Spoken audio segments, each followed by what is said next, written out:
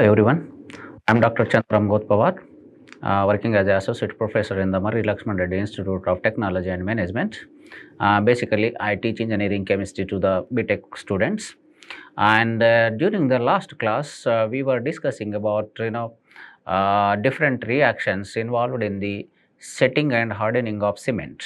Okay, so there were four reactions basically we were discussing, and tricalcium aluminate followed by the mixing with water and formation of gelatinous paste of cement and release of energy. That is, we were discussing about that these reactions are exothermic, which are releasing the energy.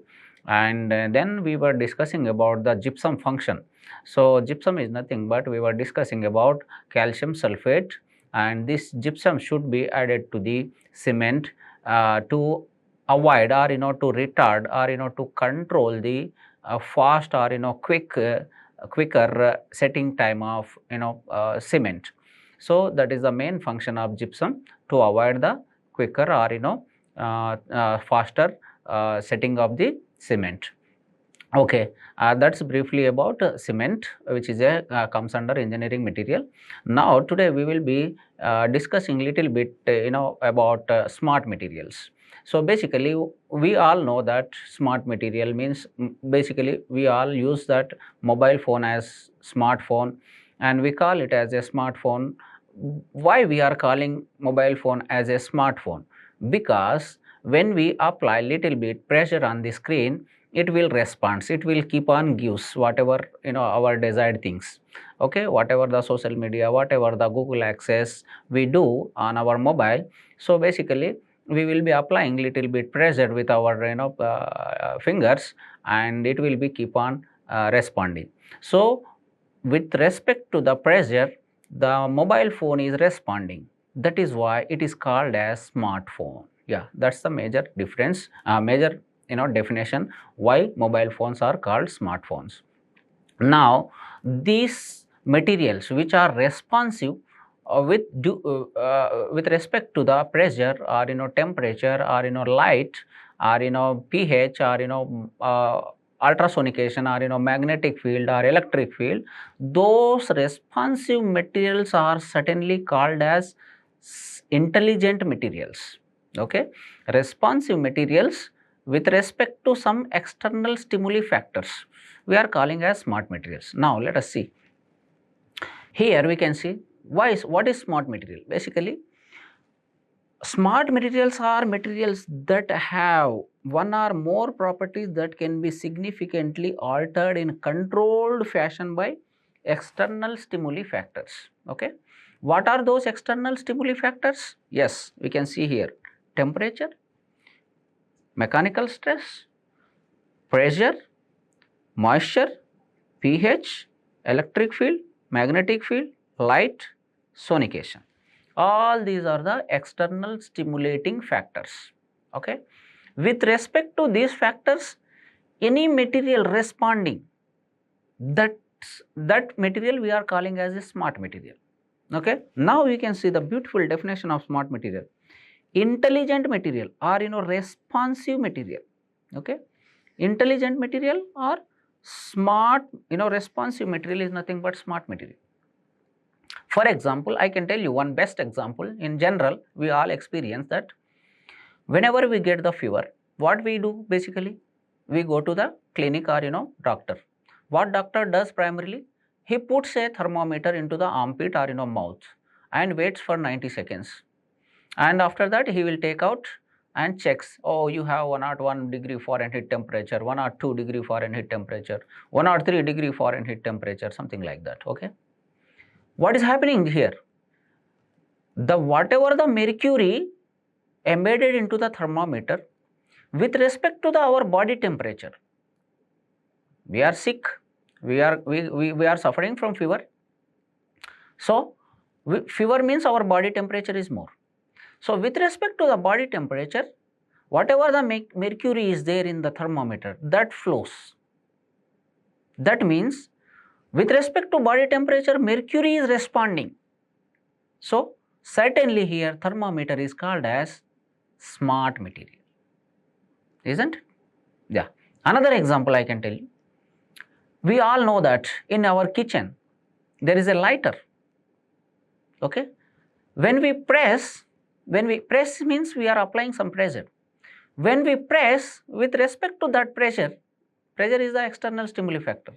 With respect to the pressure, spark comes. That means lighter is also a smart material. Okay. And there are many, solar cells, solar panels, with respect to the light, they will respond.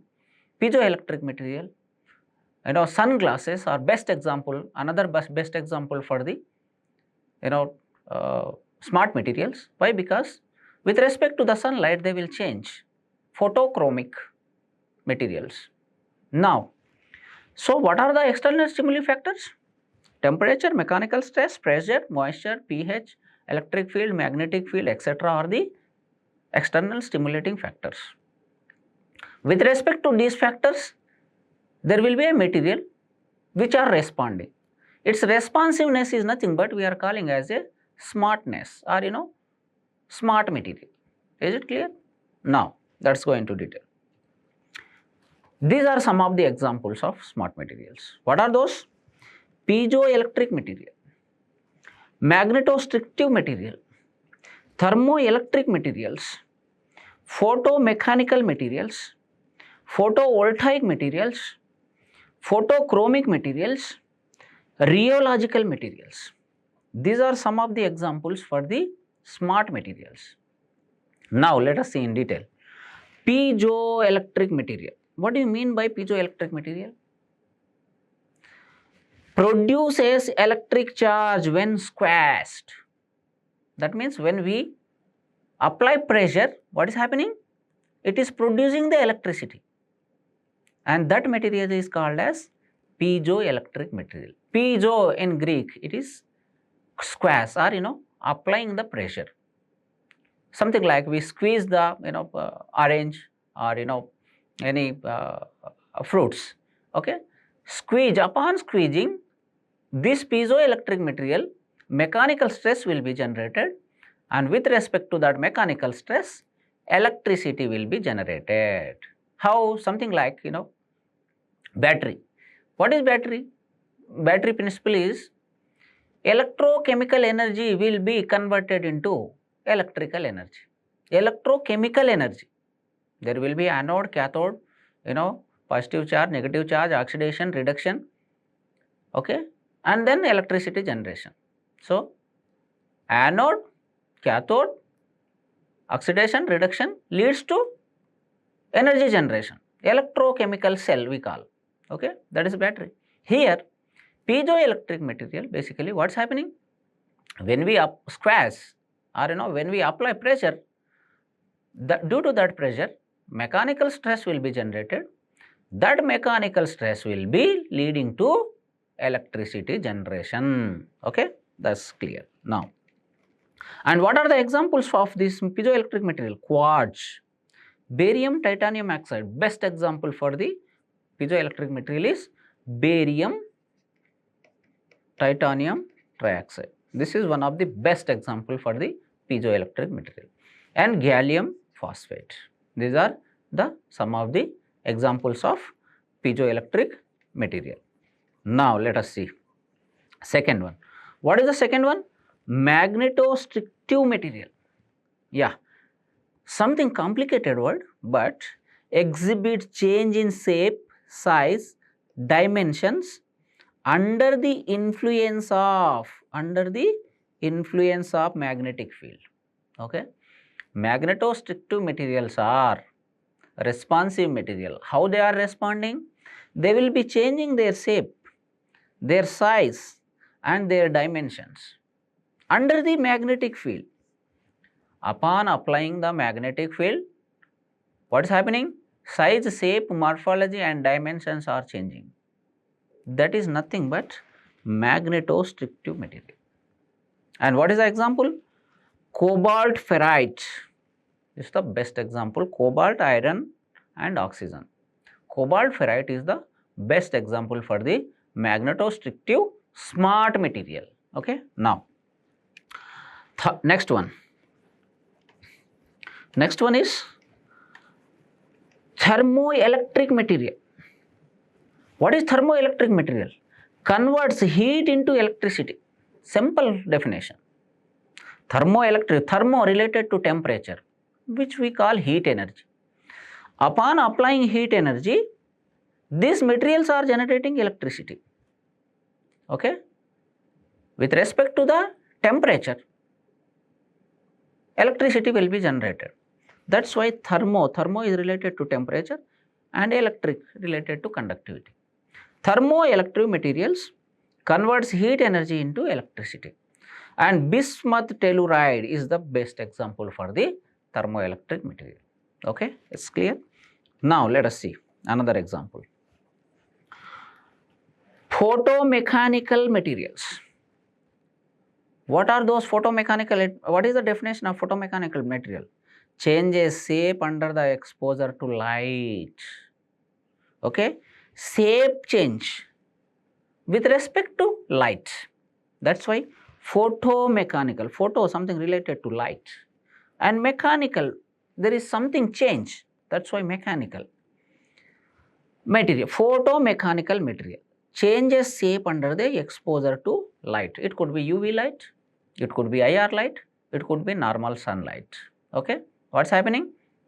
The shape will be changed. That is photomechanical material. Now, photovoltaic material converts light into electric current. Yeah, best example is solar cells. We all experience, we all know that solar cells are the best examples for the photovoltaic effect. Okay, what is happening here? Sunlight falls on the solar panel upper layer, that is P type semiconductor, and bottom one is base is N type semiconductor. Whatever the gap between P type semiconductor substrate, that is upper layer, and base bottom layer, the N type, there will be a gap, sandwich gap, that is called as PN junction. Okay, whenever the sunlight falls on the surface of solar panel, though that photons or that energy will be completely absorbed by that P type silicon semiconductor, and through PN junction it will travel to the N type semiconductor, N type silicon semiconductor, and followed by the holes and electron transfer, and finally electricity generation. Now, what's happening?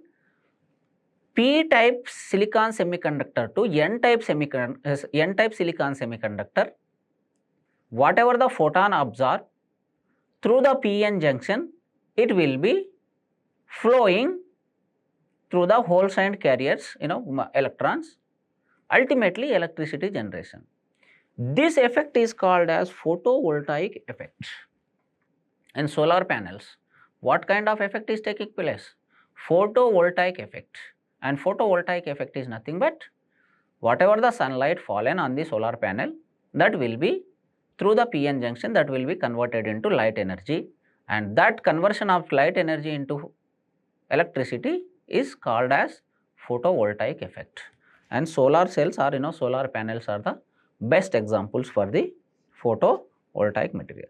Similarly, photochromic, photo something related to light, chromic something related to color, changes color in response to light, and sunglasses and prism are the best examples. Okay, and lastly, rheological materials, materials which can change state instantly through the application of an electric or magnetic field, that is nothing but rheological material. What are the examples? Silicates, food additives are the examples for rheological materials. Okay, all these are comes under the smart materials.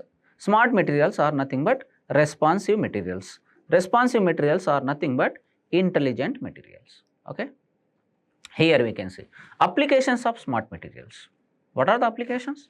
Sensor applications, actuators, artificial muscles, polymer technology. Let us see in detail what is sensor, what is actuator. Now, sensor is device used for the conversion of physical event or characteristics into electric signals. Okay. Now, Sensor is a device used for the conversion of physical events into electrical signals. Physical event is what? A thermometer takes the temperature as a physical characteristic and then converts it into electric signal, digital ga manaki kanapadedi. So thermometer is the best example for the sensor. Why?